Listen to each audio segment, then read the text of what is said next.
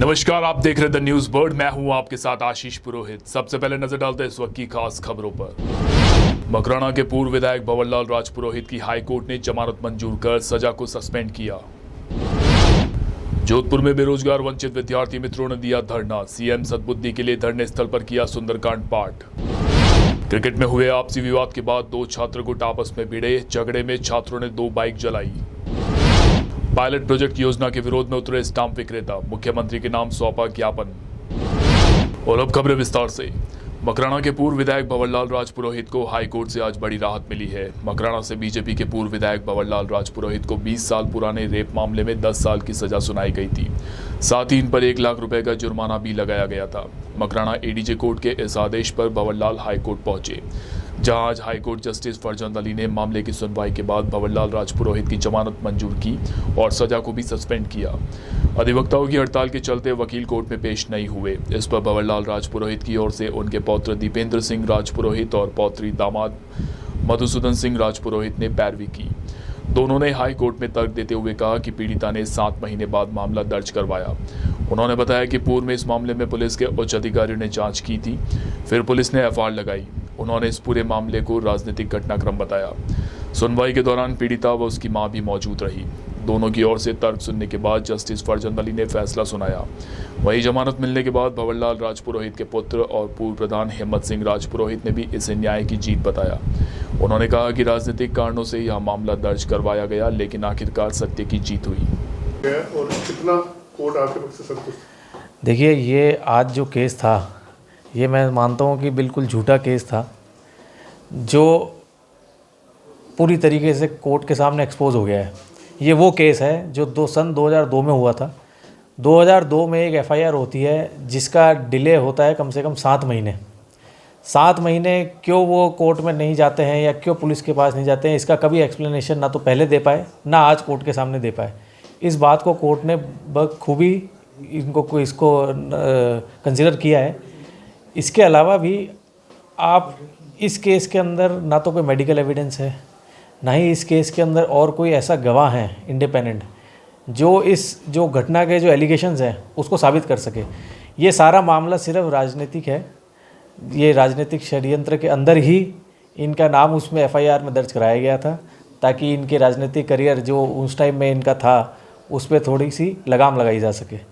इसके बाद मैं कोर्ट का भी धन्यवाद देना चाहता हूँ, क्योंकि अब वकीलों की आज स्ट्राइक थी, लेकिन आज मैं एज ए वकील नहीं, आज मैं ऐसे उनके पुत्र के पोते के रूप में आज कोर्ट के सामने पेश हुआ। कोर्ट ने पूरी बातें सुनी और कोर्ट ने प्राय वैसा ये पाया कि ये जो एफआईआर है, इसके जो तथ्य हैं उसमें ज़रा सा भी सच्चाई कोर्ट को नज़र नहीं आई। इन सब बातों को कंसिडर करते हुए कोर्ट ने एक डिटेल ऑर्डर पास किया। मैं कोर्ट का भी धन्यवाद देता हूँ कि उन्होंने इन सब सारी हमारे आर्गूमेंट्स को सुना, सब कुछ को कंसिडर किया और उसके बाद में एक एज़ पर लॉ ऑर्डर बेखूबी हमारे पक्ष में पास किया, जिसके लिए मैं कोर्ट का धन्यवाद देता हूँ। आज के इस राजनीतिक दौर में एक बड़ी भारी विडंबना है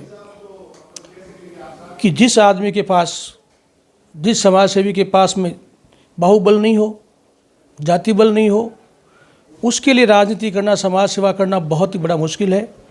और वो जो परिवार है उसका, वो हर तरह से परेशान ही रहता है।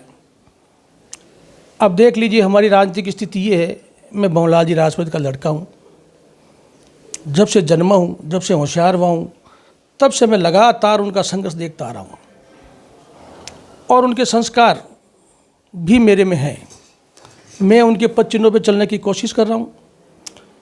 मैं तो एक बात जानता हूँ, हमारी स्थिति आज ऐसी है कि जैसे एक फुटबॉल के मैदान में एक टीम, एक खिलाड़ी, एक पैर वाला खिलाड़ी बॉल लेकर के और सामने वाली टीम के जाके गोल करता है। ये हमारी आज की स्थिति बनी हुई है, क्योंकि हमारे पास न तो जाति बल है, न हमारे पास कोई बाहुबल है।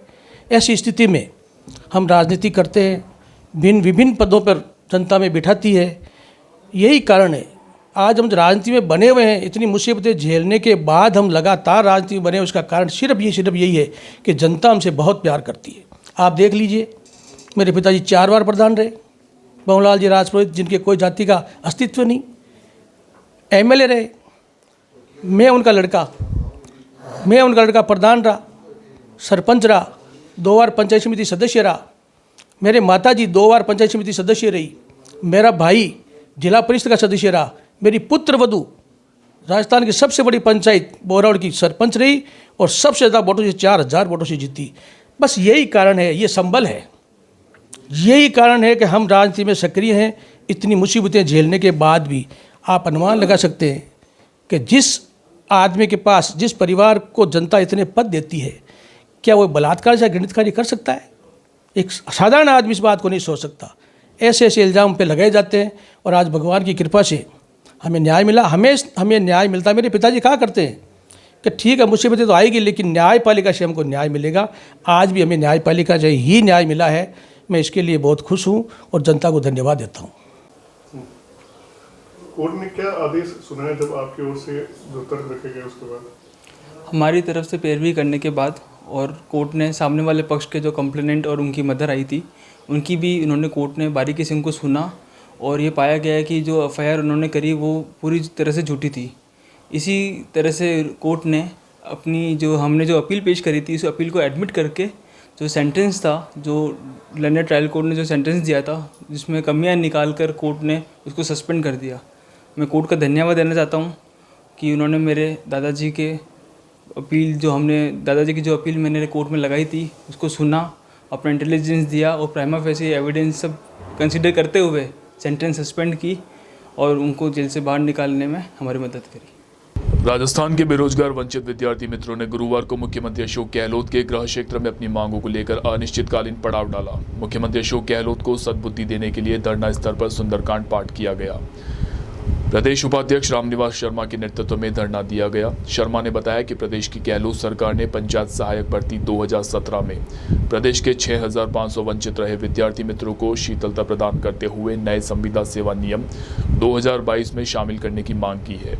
प्रदेश की गहलोत सरकार ने नए संविदा सेवा नियम 2022 निकालकर पूर्व अनुभवधारी विद्यार्थी मित्रों को वंचित किया है। शर्मा ने कहा कि पंचायत सहायक भर्ती 2017 में वंचित रहे बेरोजगार विद्यार्थी मित्रों को विद्यालय सहायक भर्ती 2022 में शामिल करवाकर संविदा कैडर में शामिल करके रोजगार देने की मांग की। उन्होंने बताया कि जब तक गहलोत सरकार हमारी मांगे नहीं मानेंगे तब तक धरना जारी रहेगा। मैं नागौर अध्यक्ष इंदुबाला बोल रही हूँ कि हम यहाँ पे धरना इसलिए दे रहे हैं कि जो सरकार ने हमारे साथ बहुत दुराचार किया है कि 2017 में जो पंचायत सहायकों को लिया गया था वो उसमें हमें नहीं लिया गया है और हमारी मांगे हैं कि हमें 2022 में जो सेवा नियम है उसमें हमें सम्मिलित किया जाए और हमें उसके अकॉर्डिंग हमें लेकर के और हमें भी अपना पद दिया जाए, क्योंकि हम वंचित विद्यार्थी मित्र जो है 14 तक जो है 30 अप्रैल 2014 तक हमने भी अपना सेवा दी है गवर्नमेंट स्कूलों में। अल्प मानदेय में हमने सेवा दे करके और अपना काम किया, लेकिन सरकार जो है वो हमारा काम नहीं कर रही है, तो सरकार को इसका खामियाजा भुगतना पड़ेगा। हम सभी भाई बहन यहाँ बहुत दूर दूर से आकर इकट्ठे हुए हैं और हमारी पीड़ा को अगर सरकार नहीं समझती है तो सरकार को इसका खामियाजा भुगतना पड़ेगा। राजस्थान विद्यार्थी मित्र वंचित विद्यार्थी मित्र शिक्षक संघ है ये, जिन्होंने लगभग 8 वर्षों तक सेवाएं दी। तत्पश्चात तत्कालीन सरकार वसुंधरा राजे की सरकार ने हमें बाहर निकाल दिया। तत्पश्चात उन्होंने एक पंचायत सहायक नाम की ऐसी घटिया भर्ती की जिसके अनुरूप 6500 विद्यार्थी मित्र हमारे वंचित रह गए। हम पिछली सरकार से भी मांग करते रहे कि 6500 को इन्हें रोजगार दिया जाए, लेकिन नहीं दिया। और ये अपने आप को अशोक गहलोत की सरकार जो संवेदनशील कह रही है अपने आप को, अभी 2 लाख संविदा को नियमित करने के थोथे दावे ठोक रही है। अभी 6500 विद्यार्थी मित्र यहाँ बैठे हैं और आईएएस कैडर न जाने कौन से कैडर लाके, तो ऐसी घोषणाएं नहीं। हम आज उनके गृह जिले में आए हैं, आवश्यकता पड़ी तो हम सीएम हाउस का घेराव भी करेंगे। और हमें एक ही निवेदन है कि जो 2015 में तत्कालीन सरकार द्वारा विद्यालय सहायक भर्ती निकाली गई है उस भर्ती की पैरवी करते हुए हमें इससे ही रोजगार दिया जाए, न बल्कि ये बार बार संविदा का जेर। जब भर्ती 2015 में निकल चुकी है, सुप्रीम कोर्ट में पड़ी है, उस भर्ती को सरकार क्यों नहीं करना चाहती है? ये हमारा इस सरकार से जवाब यही है कि आप जो 33,000 पदों पर भर्ती है, नियमित भर्ती, सुप्रीम कोर्ट में लगभग उसका फैसला भी हो चुका है, तो उस भर्ती को करे तो निश्चित रूप से 33,000 परिवारों का भला होगा। अन्यथा आने वाले ये 2023 में विधानसभा चुनाव है, हम ये नहीं कहते कांग्रेस बीजेपी, हमारा जो भला करेगा उसके साथ हमारा परिवार, हमारे बीबी बच्चे सभी उन्हीं को मतदान करेंगे। बाकी ये थोती घोषणाएं हैं, हम इसको नहीं मानते। दिनेश वैष्णव, राजस्थान विद्यार्थी मित्र वंचित संघ, राजस्थान। जोधपुर के जेएनयू नया परिसर में बुधवार शाम को क्रिकेट खेलते हुए विवाद ने इतना तूल पकड़ लिया कि दो छात्र गुट आमने सामने हो गए। एक गुट के छात्र घटना की रिपोर्ट के लिए थाने गए तो पीछे से दूसरे गुट ने उनकी दो मोटरसाइकिल को आग लगा दी। मामले को गत वर्ष हुए छात्र संघ चुनाव से भी जोड़कर देखा जा रहा है, क्योंकि घटना के दौरान चुनाव में एनएसयूआई के प्रत्याशी रहे हरेंद्र चौधरी और एबीपी के प्रत्याशी राजवीर बांता भी मौके पर मौजूद थे। राजवीर की कार को भी तोड़ा गया, हालांकि राजवीर की ओर से कोई रिपोर्ट दर्ज नहीं करवाई गई। बाइक चलाने की घटना को लेकर अशोक चौधरी ने हनुमान साई व अन्य के खिलाफ रिपोर्ट दर्ज करवाई। एसीपी चक्रवर्ती सिंह मौके पर पहुंचे। वही घटना के बाद पुलिस ने नया परिसर के हॉस्टल की तलाशी ली, जहां 6 बाहरी युवक मिले, जिनके खिलाफ शांति भंग की धारा में भगत की कोठी थाने में मामला दर्ज करवाया गया। अधिवक्ता प्रोटेक्शन एक्ट की मांग को लेकर अधिवक्ताओं द्वारा राज्य सरकार के खिलाफ विरोध लगातार जारी है। अधिवक्ता संघर्ष समिति द्वारा विरोध प्रदर्शन के चलते कई कार्यक्रम आयोजित किए जा रहे हैं, जिसके चलते गुरुवार को पुराना हाईकोर्ट परिसर में अधिवक्ताओं द्वारा सभा का आयोजन किया गया। सभा के दौरान एडवोकेट एसोसिएशन अध्यक्ष रणजीत जोशी द्वारा सभी अधिवक्ताओं को आगे की रणनीति के बारे में बताया गया। उन्होंने बताया कि शुक्रवार को जयपुर में भी सभा का आयोजन रखा गया है, जिसके बाद विधानसभा का घेराव किया जाएगा। कल रात को सीएम अशोक जी गहलोत साहब ने कैबिनेट की अपनी मीटिंग की और उसके अंदर कई प्रपोजल पास किए थे, लेकिन बड़ा दुख का विषय है कि अशोक जी गहलोत साहब खुद वकील रहे हैं, हमारी राजस्थान हाईकोर्ट एडवोकेट सेशन के मेंबर रहे हैं और चुनाव के पहले 2018 के अंदर मैनिफेस्टो के अंदर एडवोकेट प्रोटेक्शन एक्ट उन्होंने पेज नंबर 27 पे डाला था और वकीलों ने इसी आस पर खूब वोट दिए कांग्रेस को कि कांग्रेस सरकार आएगी तो मैनिफेस्टो में जो एडवोकेट प्रोटेक्शन एक्ट बिल लिखा। जैसलमेर में स्टाम्प विक्रेताओं द्वारा मुख्यमंत्री के नाम जिला कलेक्टर को ज्ञापन सौंपा गया। ज्ञापन में बताया गया कि राजस्थान प्रदेश में लगभग 20,000 फिजिकल स्टाम्प विक्रेता कार्यरत है, जिन पर अपने अपने परिवार के लगभग 1 लाख व्यक्तियों का भरण पोषण, शिक्षा, दिशा व सुरक्षा की जिम्मेदारियां हैं। सभी फिजिकल स्टाम्प विक्रेता अपने कार्य से व अपने व परिवार की रोजी रोटी का प्रबंध करते आ रहे हैं। संसाधनों के अभाव में प्रदेश के स्टाम्प विक्रेतागण नई तकनीकी से जुड़े हुए नहीं है। प्रत्येक स्टाम्प विक्रेता के पास स्मार्टफोन नहीं है और अधिकांश स्टाम्प विक्रेतागण बुजुर्ग व कम पढ़े लिखे हैं, जो कि नेटवर्किंग जॉब से जुड़े हुए नहीं है। ऐसी स्थिति में स्टाम्प विक्रेताओं द्वारा पायलट प्रोजेक्ट योजना के तहत मोबाइल ऐप के माध्यम से जटिल प्रक्रिया का प्रयोग करके स्टाम्प विक्रय करना कतई संभव नहीं है। उक्त योजना को लागू करने से अधिकांश स्टाम्प विक्रेताओं को अपने कार्य से वंचित होना पड़ेगा और बेरोजगारी की समस्या से जूझना पड़ेगा। स्टाम्प विक्रेताओं ने मांग की है कि राजस्थान सरकार वेंडर सहित आम जनता के हित के लिए पायलट प्रोजेक्ट योजना लागू ना की जाए। राजस्थान सरकार द्वारा समस्त स्टाम्प वेंडर्स के लिए एक नया मोबाइल ऐप लॉन्च किया गया है, उसमें ऑनलाइन किया जा रहा है, जो कि सभी स्टाम्प वेंडर के साथ बहुत अन्याय है। यहाँ पे बॉर्डर एरिया होने से नेटवर्क की समस्या रहती है, जैसे मोहनगढ़ तहसील है, रामगढ़ है, सम है, जिंजाली है। जिला मुख्यालय से करीब 100-120 किलोमीटर दूर है, वहाँ नेटवर्क की वैसे मोबाइल में समस्या रहती है और स्टाम्प वेंडर का ये कार्य ऑनलाइन हो जाने से जनता को बहुत समस्या होगी। स्टाम्प वेंडर को और ही ज़्यादा समस्या होगी, क्योंकि नेटवर्क भी नहीं रहता है। कुछ ऐसे स्टाम्प वेंडर है जो 5वीं पास है, 8वीं पास है, जिनके पास अभी कीपैड मोबाइल है, वो ये एंड्रॉयड मोबाइल भी चलाना नहीं जानते हैं, तो वो अपना कार्य किस प्रकार से सफल कर पाएंगे और किस प्रकार से चला पाएंगे। ये कब लागू हुआ, कितना टाइम हुआ है? ये बस अभी तैयारी है और ये चल रहा है, प्रोग्रेस में है। 1 अप्रैल से नया जो वित्तीय वर्ष क्या मुख्य क्या मांग है? मांग ये है कि जो पुराना सिस्टम था उसी से चलाया जाए, उसी से यथावत रखा जाए, नया मोबाइल ऐप और इससे न करके, और पुराना जो रजिस्टर सिस्टम था उसी से चलाया जाए। हमारी ये मुख्य मांग है। जैसलमेर के फलसून तहसील के ग्राम पंचायत स्वामी जी की ढाणी को विभाजित कर सरपंच ने नियमों को ताक पर रख पिता व रिश्तेदार के नाम पर नगरों को नवसृजित किया।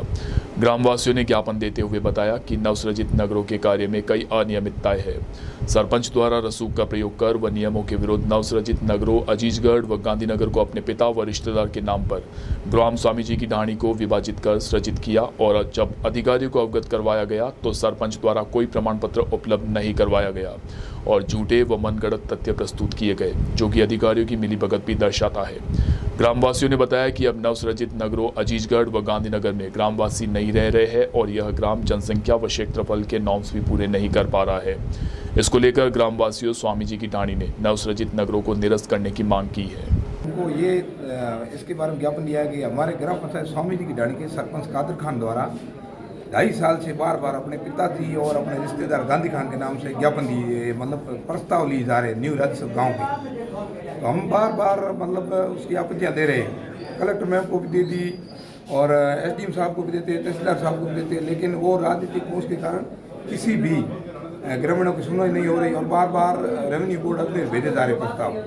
हम ग्रामीणों द्वारा बार बार कहा जा रहा है कि कोई भी मतलब महापुरुष के नाम पे नाम रख दो, लेकिन गांधी खां है तो उनके रिश्तेदार हैं और अजीज खां है तो कादर खां के पिताजी हैं, उनके नाम पे ये बार बार मतलब गांव का नाम ये राजस्व गांव नए गांव बनाकर ये भेज रहे हैं और हमारी कोई सुनवाई हो नहीं रही। हमने एक प्रस्ताव नहीं दिया है, पहले कई बार 2.5 साल हो गए बार बार प्रस्ताव दे रहे हैं, लेकिन सरपंच द्वारा मनमानी और तानाशाही करके बार बार ये प्रस्ताव भेजे जा रहे हैं और हमारी कोई सुनवाई नहीं हो रही।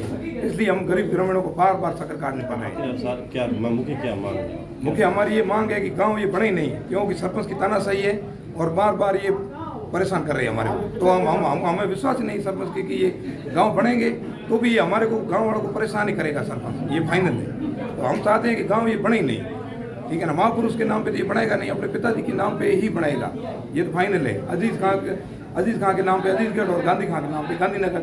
इनके एविडेंस हमने बार बार कलेक्टर साहब को भी दे दिए, SDM को, जिनकी हमारे पास प्राप्ति कॉपियाँ भी है, लेकिन राजनीतिक पहुँच के कारण ये मतलब हमारी कोई सुनवाई गरीबों की हो नहीं रही है। यह वक्त तो चला एक छोटे से ब्रेक का। ब्रेक के बाद भी खबरों का सिलसिला जारी रहेगा। आप बने रहिए द न्यूज बर्ड के साथ। हेल्थ से जुड़े हर विषय पर होगी सीधी बात। देखिए टॉक फॉर हेल्थ, जहां होंगे मेडिकल एक्सपर्ट्स, डॉक्टर्स और स्पेशलिस्ट जो आपको देंगे सही राय और सही सलाह। टॉक फॉर हेल्थ हर गुरुवार दोपहर 1 बजे। जनता से जुड़ी हर खबर, खबरों से जुड़ा हर सच,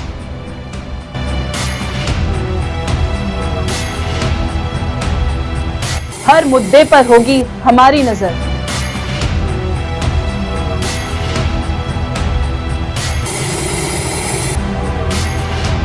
हम आपको बताएंगे खबरों के पीछे का सच।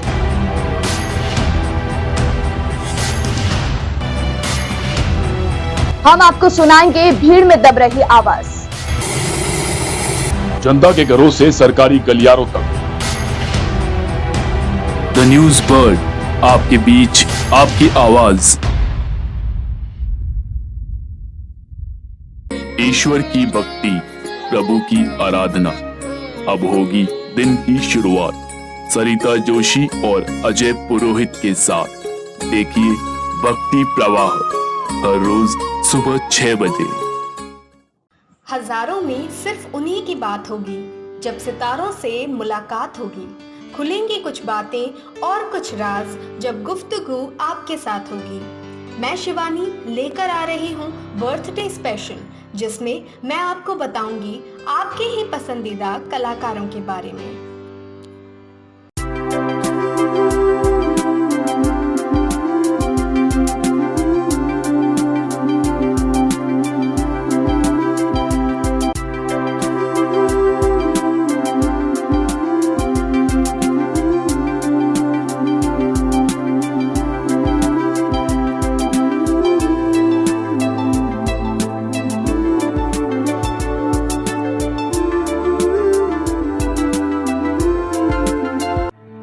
एक ऐसा प्रदेश जहां वीरों ने अपने खून से लिखा इतिहास। एक ऐसा प्रदेश जहां आज भी सुनाई जाती है वीरों की गाथाएं। एक ऐसा प्रदेश जहां के दुर्ग खुद बताते हैं यहां का इतिहास। द न्यूज बर्ड पर देखिए गौरव राजस्थान का, हर सोमवार दोपहर 1 बजे। एक सितारा जिसने किया करोड़ों लोगों के दिलों पर राज, अपनी कलाकारी से कभी रुलाया तो कभी हंसाया। रंगमंच की दुनिया में जिसने की खूब अपनी जिंदगानी। द न्यूज बर्ड पर जानिए ऐसे ही सितारों की कहानी अर्पिता की जुबानी। ब्रेक के बाद एक बार फिर से आपका स्वागत है। गैस सिलेंडर के दामों में बढ़ोतरी को लेकर गुरुवार को कांग्रेस कार्यकर्ता सड़कों पर उतरे और नयापुरा से कलेक्ट्रेट तक रैली निकालकर आक्रोश जताया। कांग्रेस नेता अमित धारीवाल के नेतृत्व में कांग्रेस कार्यकर्ताओं ने कलेक्ट्रेट के बाहर नारेबाजी कर प्रदर्शन किया। इसके बाद कार्यकर्ताओं ने जिला कलेक्टर को राष्ट्रपति के नाम ज्ञापन भी सौंपा। कांग्रेस नेता अमित धारीवाल ने कहा कि लगातार महंगाई को लेकर आमजन में आक्रोश व्याप्त है। उन्होंने बताया कि लगातार आंदोलन करने के बावजूद केंद्र सरकार महंगाई की ओर ध्यान नहीं दे रही है, जिसके कारण आमजन में केंद्र सरकार के खिलाफ काफी आक्रोश है। गैस सिलेंडर के भाव मेरे ख्याल से 3 से 4 बार बढ़ जाते हैं। आप अभी 1 मार्च से कल से ही 50 रुपए फिर केंद्र सरकार ने गैस के सिलेंडर के भाव बढ़ा दिए, जबकि अंतर्राष्ट्रीय जो बाजार है उसके अंदर गैस के और पेट्रोल के भाव काफ़ी रीजनेबल हैं, काफ़ी कम हैं। पर केंद्र सरकार चुनिंदा अपने मित्र जो व्यापारिक मित्र हैं उनको फायदा पहुंचाने के लिए और आम जनता जो हिंदुस्तान के अंदर 90% जनता गरीबी रेखा और गरीबी रेखा से नीचे रह रही है, उनके बारे में नहीं सोच रही है। महंगाई चरम सीमा पे है, बेरोजगारी चरम सीमा पे है, हिंदुस्तान जूझ रहा है बुरी तरीके से और प्रत्येक परिवार महंगाई के लिए बहुत परेशान है। उसको देखते हुए आज ये धरना दे रहे हैं और प्रदर्शन कर रहे हैं। कलेक्टर साहब को ज्ञापन देने आए हैं, पर हमने पहले भी बहुत ज्ञापन दिए महंगाई के खिलाफ, बहुत प्रदर्शन करे, बाकी केंद्र सरकार सुनने को तैयार। जालोर जोधपुर रेंज आईजीपी जयनारायण शेर ने जालोर में प्रेस कॉन्फ्रेंस आयोजित कर प्रदेश में अपराधों पर लगाम लगाने की बात कही। उन्होंने अपराध पर लगाम को लेकर रणनीति बताते हुए कहा कि आपराधिक गतिविधियों में लिप्त लोगों की हिस्ट्री शीट खोली जाएगी। उन्होंने बताया कि पुलिस की प्राथमिकता है कि अपराध का खात्मा हो और आमजन की सुरक्षा हो। जालोर जिले में लगातार कई महीनों से बढ़ रहे तस्करी के मामले में उन्होंने बताया कि सभी अवैध मादक पदार्थ के तस्करों के विरुद्ध कार्यवाही की जाएगी। एसपी साहब से जालोर जिले की कानून व्यवस्था, आने वाले जो त्यौहार हैं होली, धुलंडी, रामनवमी और गैर, इनके ऊपर कानून व्यवस्था पे डिटेल में चर्चा की है। इस क्षेत्र के एनडीपीएस का जो अपराधीगण है, जो माफिया हैं, उनको किस प्रकार से अतिशीघ्र उनकी गिरफ्तारी हो, इसकी व्यूहरचना बनाई जाए, इसके ऊपर हमने विस्तृत चर्चा की है। इस क्षेत्र के ऐसे अपराधीगण जो काफ़ी लंबे टाइम से सक्रिय हैं, जिनके विरुद्ध 5 और 5 से अधिक प्रकरण पंजीबद्ध एनडीपीएस एक्ट के हैं, एक्साइज एक्ट के हैं, जुआ अधिनियम के हैं, मारपीट के हैं और एक्सटॉर्शन के हैं, उनका चिन्हीकरण करवा लिया गया है। और उनमें फर्स्ट पेज में जो बहुत ही हार्डकोर हैं उनकी हिस्ट्री शीट खोली जाएगी, उसके निर्देश दे दिए गए हैं और जिला पुलिस अधीक्षक इसकी मॉनिटरिंग करेंगे और अति शीघ्र ही कुछ दिनों में आपको ये परिणाम मिलेगा कि इस क्षेत्र के जो सक्रिय अपराधी उनके विरुद्ध गुंडा एक्ट में कार्रवाई होगी, राजपासा में होगी, NSA में होगी। उनके ऊपर अंकुश लगाने के पूरे प्रयास राजस्थान पुलिस द्वारा किए गए। साथ ही जो फरियादी हैं उनको संवेदनशीलता के साथ सुना जाए, उनकी समस्याओं पे पुलिस त्वरित गति से कार्रवाई करे, तुरंत मौके पर पहुंचे, पैदल गश्त हो, विजिबल पुलिसिंग दिखे, नाइट पेट्रोलिंग में अधिकारी स्वयं निकले, इसके ऊपर भी हमने इनको निर्देश दिए। जालोर के आहोर कस्बे में व्यापार संघ ने NH 325 को बाईपास करने की मांग को लेकर अपने प्रतिष्ठान बंद कर आक्रोश रैली निकाली और अपनी मांग को लेकर उपखंड मुख्यालय पर सांकेतिक धरना प्रदर्शन किया। व्यापारियों ने बताया कि सांडेराव से बालोतरा NH 325 हाईवे आहोर कस्बे के मुख्य बाजार गुजरते हुए निकल रहा है, जिससे व्यापारियों के साथ साथ आम जनता को भी परेशानी होगी। वहीं ब्रिज को निरस्त कर हाईवे को बाईपास निकलने की मांग करते हुए धरना प्रदर्शन किया गया और मुख्यमंत्री के नाम तहसीलदार को ज्ञापन सौंपा गया। ये जो 325 पर आहोर के एंट्रेंस पर जो पुलिया बन रहा है, इस पुलिया के कारण से आहोर का सारा विकास जो है वो एक प्रकार से अवरुद्ध हो जाएगा और लोगों के दुकानों का भी नुकसान हो जाएगा। बाईपास तो बनना ही चाहिए। ये पुलिया सबसे पहली मांग है कि पुलिया ये रद्द हो और पुलिया रद्द करना बहुत आवश्यक है। व्यापारियों की डिमांड भी है और बाद में बाईपास इसलिए बनाना है क्योंकि जब 100 टायर के जब टोले यहाँ से चलेंगे तो जनता के लिए भी दुर्घटना का एक कारण बनेगा। इसलिए दुर्घटना आगे जाकर नहीं हो, इसलिए इसका बाईपास भी बनना ही चाहिए और सबसे पहला पुलिया निरस्त हो। तो इसके लिए पीडी जो है बाड़मेर बैठते हैं सुथार साहब, उनको प्रशासन के माध्यम से बुलवा दिया है। व्यापार कमेटी के लोग बैठेंगे और उन पीडी साहब के माध्यम से इसका विरोध चीफ इंजीनियर को जाएगा और वहां से इसको रद्द करने के आदेश आए, ऐसी हमारी आशा है। सांचौर थाना क्षेत्र के सिद्धेश्वर सरहद स्थित नर्मदा की मुख्य कैनाल में 5 बच्चों समेत दंपति गिरने की पुलिस को सूचना मिली। पुलिस ने मौके पर पहुंचकर तलाश शुरू की, जिसमें एक बालक का शव मिला, वहीं अन्य की तलाश जारी है। पुलिस ने बताया कि गलीफा निवासी भंवर सिंह राजपुरोहित ने बुधवार को 101 पर सूचना देकर अभय कमान जालोर को बताया कि गलीफा गांव के शंकराराम पुत्र खेमाराम कोली पति पत्नी आपस में झगड़कर गलीफा से मंगलवार को निकले थे। उनके साथ उनके 2 बेटे व 3 बेटियां भी थी। सिद्धेश्वर पालड़ी मुख्य नर्मदा नहर के पास कपड़े, जूते व मोबाइल नहर के किनारे पड़े मिले और नहर में गिरने के निशान भी है। सूचना मिलते ही सांचौर थाना से एएसआई मांगीलाल समेत पुलिस मौके पर पहुंची और तलाश शुरू की। नहर के किनारे पर जूते चप्पल खुले हुए हैं और कल दंपति गाँव से उसके बाद में घर नहीं पहुँचे। उसी आशंका पर गांव के आदमी से संपर्क किया गया, आगे पता किया गया शंकर जी और उनके परिवार के वहाँ से नहीं थे। कल से पता लगाया जा करके उनकी मदद से तथा प्रशासन की मदद से पुलिस ने से कार्रवाई की और एसपी साहब के निर्देशन में ये सारी कार्रवाई की और साथ में बॉडी जो है पहले एक लड़के की रिकवर हुई और अभी 6 बॉडी और रिकवर हो गई, मॉर्चरी में शिफ्ट कर दी गई। अग्रिम कार्रवाई करवाई जाएगी। जोधपुर के गौशाला मैदान में अंतर्राष्ट्रीय स्तर के टेबल टेनिस कोर्ट का उद्घाटन किया गया। खेल मैदान पदाधिकारी ने बताया कि गौशाला मैदान में अंतर्राष्ट्रीय स्तर के टेबल टेनिस कोर्ट का आज उद्घाटन समारोह आयोजित किया गया। समारोह के दौरान राज्यसभा सांसद राजेंद्र गहलोत व एडीएम शहर श्वेता कोचर मुख्य अतिथि के रूप में मौजूद रहे।